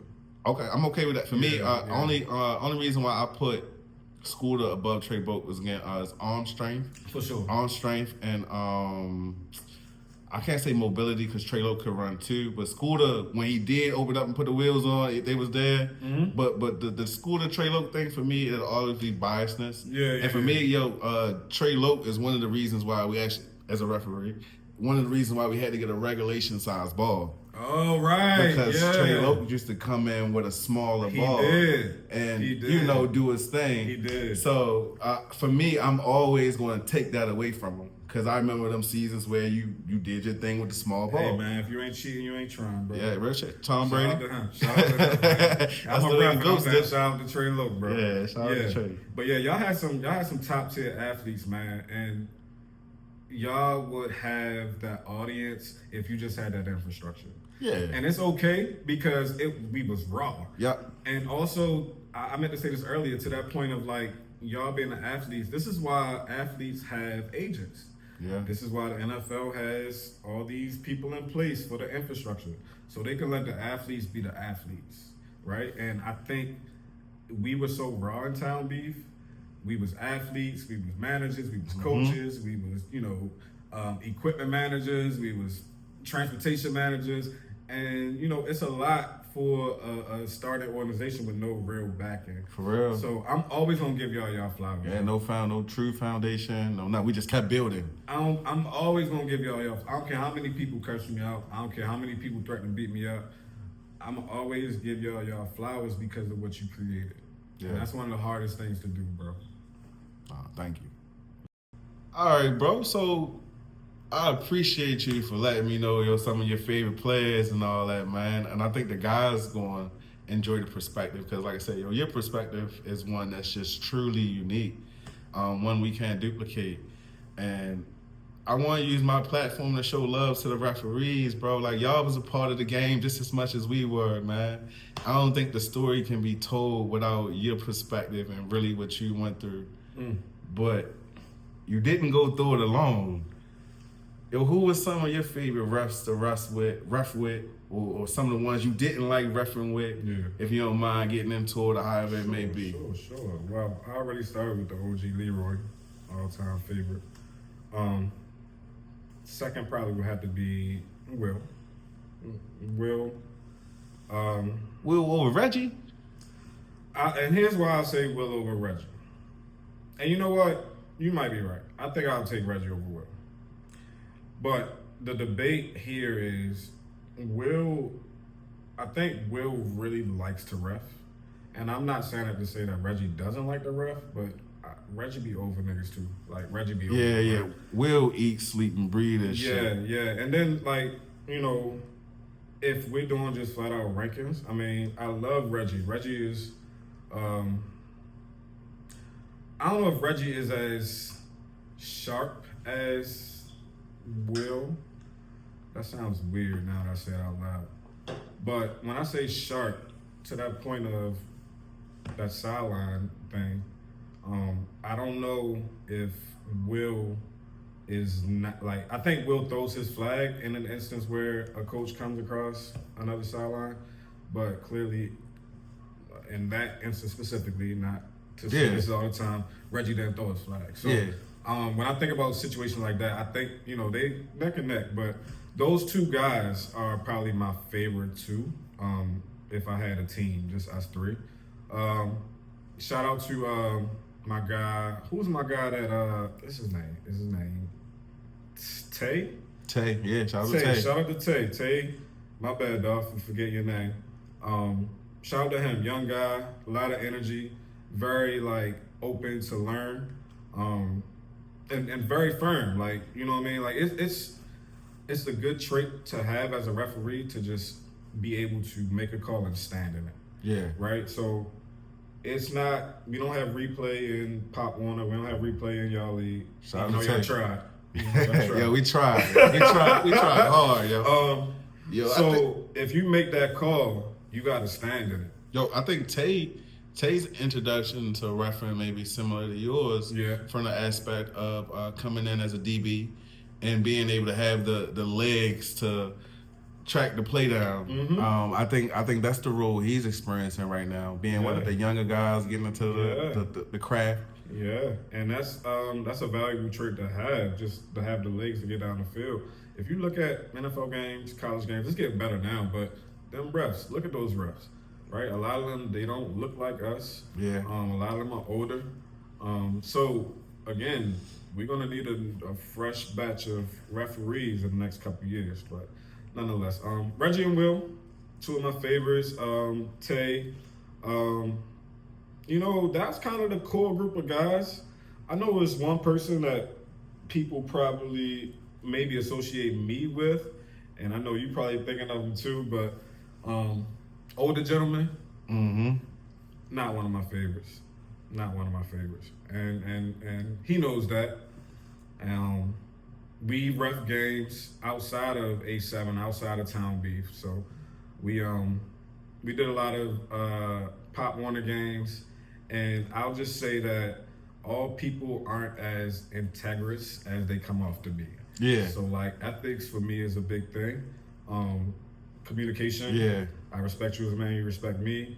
I don't know if all referees possess that. And if they don't, instead of me clashing with you, I'm just going to separate myself. Yeah. Yo, if we thinking about the same ref, man, yeah, he always had a lot of shit going. Shout out to him, but he'd sell you candy, ref the game, and sell you some tickets at the same damn time. Sell you everything, bro. Like, what I don't know. He has a lot going on, and shout out to him, bro. I can say a lot about him. I can say a lot about what led to me feeling this way, but again, for me, when I come on the field, it's about y'all. Real shit. I'm serving y'all. I appreciate right? it. It's not about how I look. It's not about the call I make, all the the movements and all the animation. It ain't for me, bro. I'm here to do a job. They always say the best referees are the ones that you don't notice, right? The ones that you really ain't even. It wasn't a bad call. You don't really notice they're there. Like, that's what I'm about. So, with all that being said, and that's what you're about, being there for us, what made you step away? Well, couple reasons. Because you did choose to step away, right? I did. And it's funny that you say that, choose to step away. I work with kids, and one thing that I always remind them, I'm not telling you, I'm not forcing you to do anything. You can make a choice. As human beings, as black people, as Hispanic, whatever, you have the power of choice. If something don't work for you, you can walk away, right? If that relationship, that job, if that league ain't work for you, that team don't work for you, instead of you coming into that team practice and making it bad for everybody else and you cursing everybody out and your energy, your mood is piss poor, make the choice to go somewhere else, right? So it started to become more stress than fun for me. Okay. For a period of time. A lot of times, you get the comment on the field, you just doing it for the money. Oh, you sold. Oh, you take that money. Well, give me that money back. Bro, I personally don't do this for the money. I'll take that back. I appreciate getting paid for my job, right? But it's not like it's life-changing money where it's going to take me from one area code to the next. Right. Right? So this is really a labor of love. Oftentimes you hear that money comment and, it can make you feel away. So it's definitely not about the money. It was more about my peace of mind. And again, leaving those fields stressed out, going home, taking those long drives. Bro, I used to drive in silence leaving the field. Yeah, you know me both. Because it's just so much happening. It's been so much. You just need a break. Yeah, you need a break for a second. 3-4 hours. I lived in PG County. I would take an hour drive in silence because I just need a minute to decompress and just like not go in the house stressed out. Yeah. So once it got to that level for me, I said I need to take a break. I need to take a break. And I know there was incidents that led to that. Specifically the incident with Snags. I did ref after that. I just didn't ref in a 7-0 town beef. No. That's insane. Okay, I'm leaving. I'm trying to leave. This a threat. He threatened me, right? He leaving, yo. He leaving. Just go. Okay, yeah. I was curious if that was your last No. time referencing and all that, man. Mm-hmm. And yo, just that incident was super unfortunate, yo. I think that was just one of them times where it was a cry for help on Snags' behalf, in my opinion. Shout out to Snags now for Snags, man. seeking therapy and prioritizing his mental health, which a lot of us need to follow his lead to do. But at that time, man, I think we were just young guys who didn't understand or truly know how to process our emotions. Mm-hmm. And I think you just were the victim in that moment of someone not being able to process their emotion. Because even, and this is just from my own recollection, without you saying shit, without us talking about it, mm-hmm. The time when the flag you threw or the whistle you blew at that time was cool, and it was whatever you said it was, but they thought you said some slick shit after the fact that you never said. Even for me standing there in my own personal court, you never said whatever the fuck they thought you said, but you stood on 10 and ain't back off. And I think that's what bothered motherfuckers the most, the fact that you couldn't be intimidated. And you know, men were just on some barbaric type shit, mm-hmm. and that's what led to the bullshit. But I'm gonna go on record for sure saying that you ain't say whatever the fuck motherfuckers think you said. You ain't say shit. Well, again, and shout out to Snags, man. It's been a while since that happened. I haven't talked to him. I only seen him on your platform, and I listened to every word of that interview, man. And again, it's no hard feelings for me, bro. I actually apologize in how I conducted myself in that situation, because I could have moved in another direction. What happened was, I think this game, it was a playoff game or something, but it was super important. Fourth quarter, Gators are driving. Last game of the day. Yes. That's enough. Please remind me to touch back on that point. But last game of the day, Snags either a screen pass or a run. He gets out of bounds. He's short of the first down marker. I'm clearly looking at him, and I'm clearly looking at the first down marker. Of course, he's on the sidelines. There's people yelling. I can't really hear. I hear the yelling. I'm not deciphering what they're saying. I'm looking at him short of the first. So when I gave him one of these, saying it's fourth down, it might have even been third down. I don't know. He sat on the ground and just did like this with the ball, or he just kind of looked like. And, you know, I think this took place for about 7 to 10 seconds. And for me, I'm trying to get back into the flow of the game. I'm trying to keep going. I'm not so concerned about, in my head, I'm thinking like he's upset because I called him short, right? Yeah. Which I totally understand. But you also, if it's fourth down, if it's third down, you also got to get back over there and get to it, right? And I think at that time, I was like reaching out for the ball and he looking at me and I threw the flag. So in that instance, he immediately like gets upset, keep that same energy at it again. I'm pretty sure I said something to the effect of like, okay, I will. Yeah. Right? And I'm pretty sure that was it. Because again, fourth quarter, they drive in.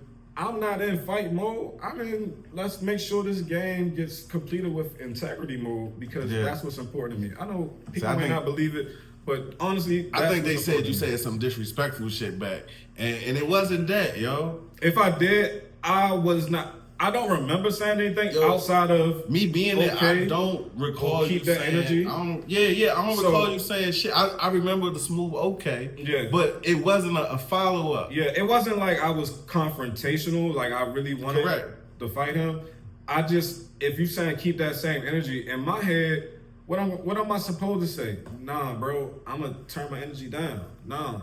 Like in that moment, we both elevated, marching down the field. I didn't want to fight you. Yeah. You know what I'm saying? But he like keep that same energy. That can be a conversation. That can be why the fuck you cut. Yeah. Then we can have that conversation. If you swing on me, unfortunately, we gonna have to just get into it. But that's not my intention, right? And I think with him holding the ball, it was him asserting his power or trying to intimidate me. And it wasn't necessarily about me. It was about the referees in general. Yeah.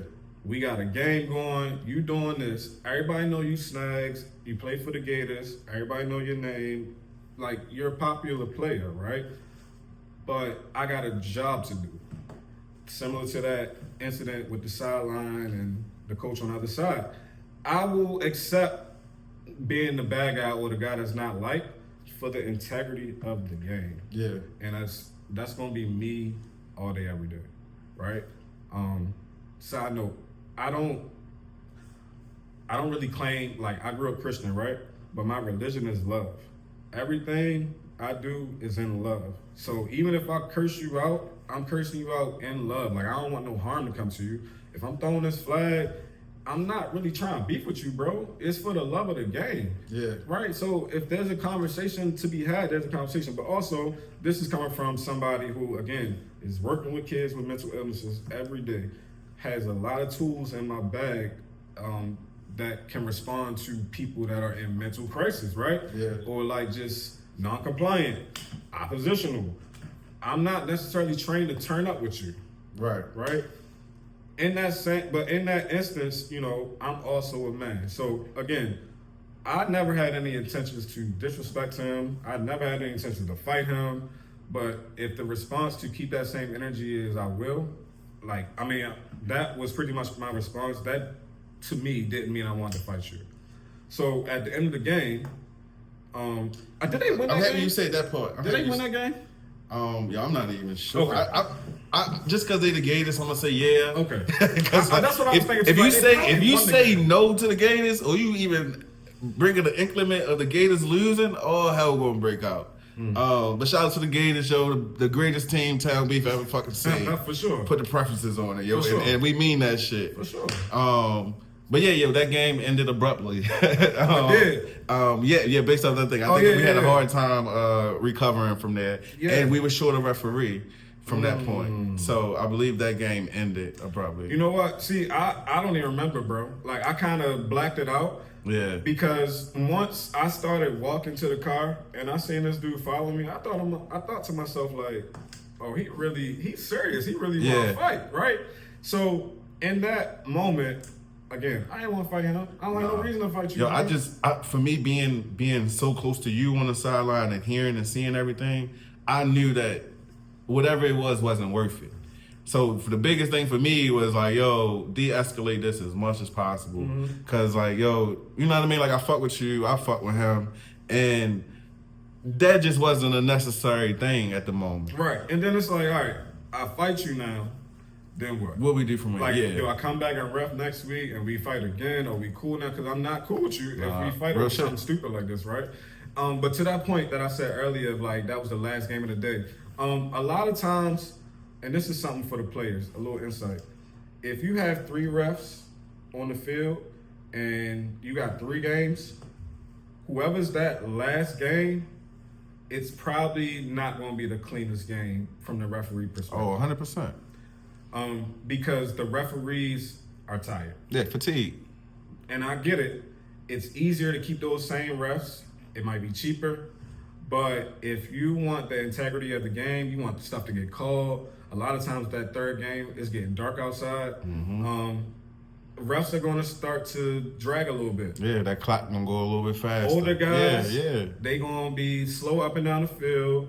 They might not see a hole that they might have saw in the first game. So take that into consideration. when this league starts back up, or all you guys that work coaching Pop Warner, if you see a ref that's been out there for more than 2 consecutive games, he's probably tired, especially if he's older. Yeah. So that's just some insight. Based off that, when the league start back up, what role you plan to have at that moment?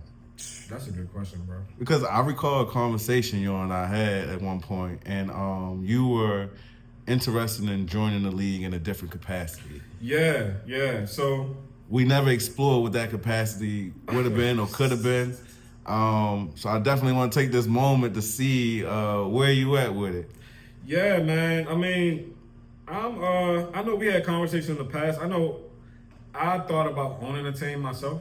Mm-hmm. I know I was the way I get even is I compete, right? So at one point, everybody, you a bitch ass nigga, you boring motherfucker. All right, cool. What I was gonna do, I was just gonna have my own team in the league and get some of my guys from places that I know. Yeah. And, we just handled it like that, right? I mean, that was one thought at one point in time. I think that was pretty much before the Snags incident. But for me, currently right now... Definitely was before. Yeah. So yeah, definitely was currently before. Right now, and shout out to TC Productions, shout out to you, OG Tom. This is giving Town Beef new energy, right? So the vision that I have, I am a visual artist. I visualize ideas, bring them to fruition, right? I visualize this league as growing, starting back up, growing, and myself, you, a lot of the other OGs, maybe they, retire from on the field. We start owning teams. We start building this infrastructure.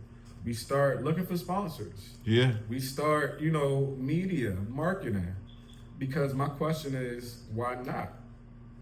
I agree. Why Yo, not? man, one of the routes I wanted to take was to integrate into the school systems. And the way I wanted to integrate was I wanted to package it as a donation to the students for entertainment purposes. Mm-hmm. So I wanted us to be able to just go out there and put on an exhibition, if you will. Allow us into your school, we'll sign the waivers, allow us onto your field, and allow me to bring 28 guys and for us to perform an exhibition game for the entertainment of your students. I love that. And I thought that was just a great grassroots way to develop some steam. We haven't been able to do that. Another thing I wanted to do is I wanted to take the league on tour. I felt like by us playing in the same neighborhood or the same field every week, we weren't doing our fan base, we weren't growing it anyway. So I felt like if we could put flyers out a week prior, let everybody know we're gonna be in their neighborhood having a football game, and then show up in different neighborhoods and have football games, I felt like people would begin to follow us. Yeah, just sure. small things like that, yo. Right. But we didn't get a chance. Yo, you still have a chance, and I love every idea that you just put out there. To that point of the reaching out to the school systems, I mean, what you just laid out, that's a perfect nonprofit startup right there. Yeah. Right? You guys are teaching safety of the game. You can get people to donate for uniforms, stuff like that. Again, all of these ideas, it just needs people to set up the infrastructure. Yeah, that's right? all. And I think what we have learned through all of this is not only is it's one of the toughest things, right? It takes another level of like adulting. Yeah. It takes another level of like working together. Yep. Like you don't mess with this person in that projects. But we both in this Town Beef thing, you gotta put that shit to the side and actually look at the bigger picture, because that's how the things that we love are built, right? We love NFL football. Facts. Well, if you peek behind the curtain of NFL football, It's an ugly ass place. and not only that, you have a whole infrastructure of people that are making sure that those guys on Sunday are at their prime for, the viewers. No, that's real. Everything is taken care of. So I'll give you a quick story. A cousin of mine used to work for an industrial mover. He, this company would pick up the visiting teams from the airport. So the Ravens were playing the Rams one day, and they had this joint practice, and this company moved all the Rams stuff and blah, blah, blah. Bro, I got an insight to all the people that they employ to make their operation run. Yeah. They have people, Hundreds of people. man, what? They have people to take your laundry. Mm-hmm. As soon as you come from practice, take your stuff off, throw it on the floor. You got white people pick it up, throw it in the basket. You got some more white people that's gonna take it, go wash it. You got some other white people that's gonna come back and put snacks on everybody's station. You got some other white people that's setting up the projector for, practice or presentation. You have the bus drivers. You have the hotels. You have a whole infrastructure. The golf cart drivers, just to go from there to there. And Tom, most water of them, boys. if not all of them, and I've seen this with multiple teams, they employ white people. Yeah. But this is what is important, and I want everybody that's watching this and everybody that was a part of Town Beef to understand. Our organization was primarily black. We did that. It was. We did that. But then yeah, this conversation go deep. But you understand yeah. So all the stuff that I outlined for the NFL teams, we did that on our own. Facts. So it's nobody's fault that it failed because we was, lifting a heavy load. We didn't have the knowledge to reach out to potential investors in a way that suited us. Maybe the A7 thing, it sounded good, but it seemed like that didn't have the core guys' best interests at heart. Yeah. Right? So now that we know this stuff, now that we're a little older, bro, I know most of us got kids. You got kids that's looking up to you. You mentioned the kids that are in school. Yeah. Let's create something for them. Right? Like, I sound like the old dude in the room, but I'm okay with that because life is short. And I would love to create something that's going to outlive me. Yeah, real. No, that's real. Let's bring this Town Beef back up so it can outlive us and our kids got something so they can stay out of trouble, so our families can come watch. You can get sponsors. Again, branching off into things like this, shows, reality shows. Yeah. Like, the possibilities are endless. No, for sure. We got this technology, man. We just got to be intentional about it. No, bro, I couldn't agree with you more. Yeah, man. yeah. And I said it before, I'm gonna say it again.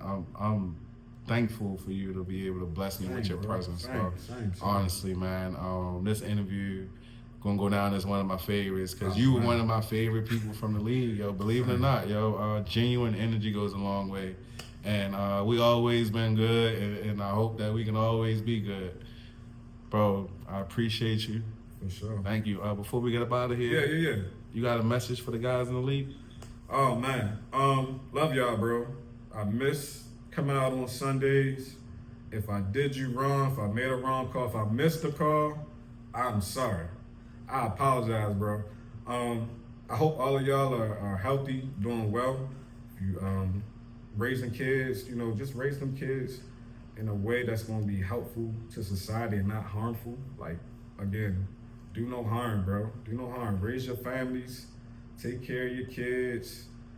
Work. And let's build this thing back up, man. Let's do this. We can do it. We can do it. Everybody has a set of skills that they can bring to the table that's going to help this thing launch, right? So I'm talking to you, Mr. Town Beef. That's his name? Yep. Big Eric. He gave me a hard time, too, but I fuck with you. Be talking to you, Marcus Cole.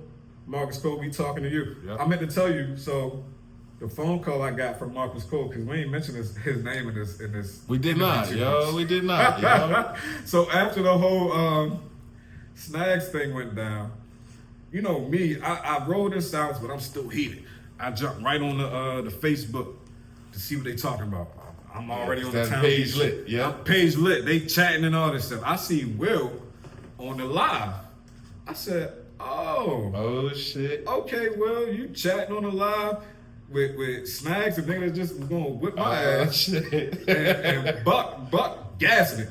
Buck throwing all kind of gasoline on. He like, oh yeah, he ain't say that. Oh yeah, what you gonna do? I'm cracked, yo. So I looked at it the other day and I'm cracking up. But at the time I was heated. I'm like, oh, this nigga Will, he on there with them. Oh. So that was our whole disagreement or whatever. So I basically called him out for that. Like, bro, how you gonna do that, right? Like, who team you on? Yeah, that makes sense. What side you with? Yeah. Right. But also, Will is a good guy, But it took me a long time to figure out where Will was from. So like that interview y'all had was insightful. It was crazy insightful for me. I thought he was from like Jersey or something. Same. So when he said Cali, I was like dumbfounded. I said, "Oh damn, what the, you moved to Baltimore of all places?" Yeah, I said the same thing. And then it's not even just Cali. The places he was saying in Cali, like Orange County and shit like that. I'm like, what? So just full disclosure, I moved to. I'm not gonna say specific, but I moved from Baltimore on the other side of the Mississippi so I can get more sunshine and the shit that he left, right? So I was confused about that, but I understood now with this perspective that Will, he was trying to find acceptance. And Will, you can correct me, this is just my perspective. New guy, well not new guy, you're not from here, you didn't grow up with these guys. A lot of these guys from the projects. These is Baltimore to the core guys. And you kind of wanted to be in the mix. So you felt accepted. But from my perspective the whole time, I'm like, one, you violating our team for real, the referee team. And like, bro, these niggas is probably, they might fuck with you like that, but I don't really know, right? But again, that was me from a place of anger and all that stuff. But then perspectives too is looking at it, well, hindsight is looking at it as Will was a hybrid. You know, he never was 100% one of y'all because he came in as a player. So it's looking at it from that aspect. Mind you, he should have been with y'all no matter what because that's the team and you want to protect the refs. But I think it's that, and I agree with you, looking for acceptance. And I think Will, at times, me knowing Will now 100% knows that it was a percentage of it was genuine. Yeah. But back then, I viewed it as a lot of it was strategic. Yeah. Even for him to gain his placement in the league, and a lot of that, how this league is going to view you is guilty by association. It's who you attach yourself to. And Snags is one of the GOATs in this league, just based off the personification he created for himself. He is that guy. I know we say Mr. Town Beef, it go to Eric McGee, but I think Snags is truly Mr. Town Beef. When that motherfucker go live, yo, the whole city stop, yo. Really? So see, I wouldn't know because I got a call from after I seen all that stuff happening on the page. I don't know if I commented, I might have, but I got a call from Mr. Marcus Cole, like, hey, Brandon, how you doing, man? The guys want to know if you could just leave the page. Dang. I looked at my phone like, are you serious right now? He said, the guys, he ain't say no names, but he said the guys want you off the page. And in my head, I'm like, bro, say less. I'm really at this point like, fuck y'all, fuck this page. Yeah. Y'all the ones that's tripping. Fuck Will, right? All of that was swerving. I think I remember that, yo. Yeah. At first it was new to me. Now that I'm just jogging my memory, I think I remember that. And it's cool. But I think too, just to throw it in as a caveat, just trying to make sure we all still on the same page. I think the push, even though I'm not sure we ever got Will ass off the fucking page, but I think the push was supposed to be to get all the referees off the page so that anything that was said didn't increase biasness on the field. And I totally understood that. Yeah. From my perspective, it was just, I think I might have commented or when I screenshot it, I don't know. I think it got to Marcus and it was like, well, get him off the page. He don't need to be saying it anyway. Which was fine. I was okay with it. I think I was more thrown off by Marcus because I would have been pissed. I love Marcus. Marcus, good God-fearing man, right? Like, very sincere. Man is jovial, smile on his face. But I don't know if he is always as firm as he can be. So, like, I kind of was like, Marcus, these niggas try to beat me up. Why are you kicking me off the page? You know what I'm saying? That's real. It's cool. I ain't tripping on the Facebook page. I'd have been done with this shit too. So that kind of ushered me even further to like, fuck y'all. Yeah, right. Because at the point you're not being supported by your other refs. You're not being supported by the commissioner. At that point, it's all a liability now. Well, fuck that. And it's stressful. That shit's stressful as hell. You go home, like, okay, you go home again. You ride in silence, and now I'm just replaying everything. Like, did I fuck up? How could I did this differently? How could I blah, blah, blah? And that's just the mental.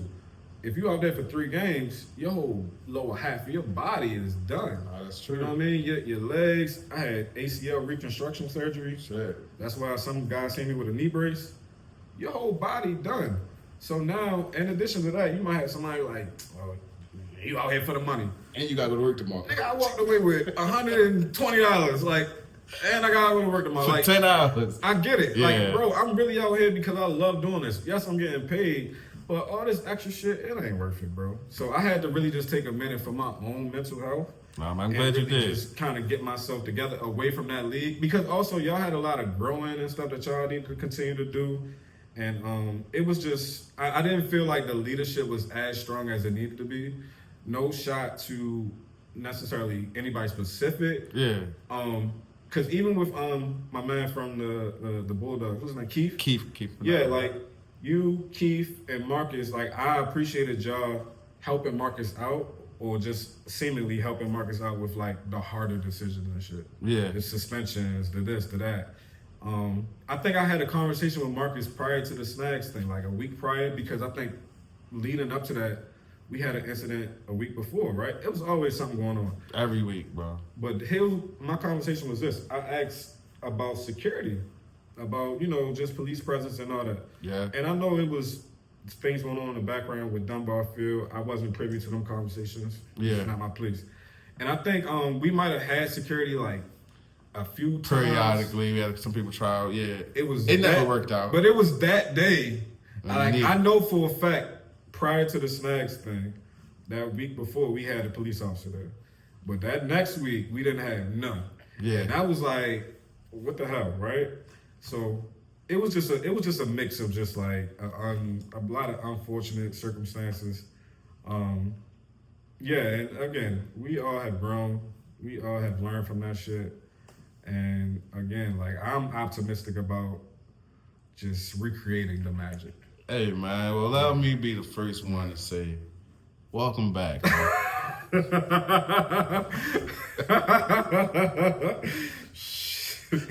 All right.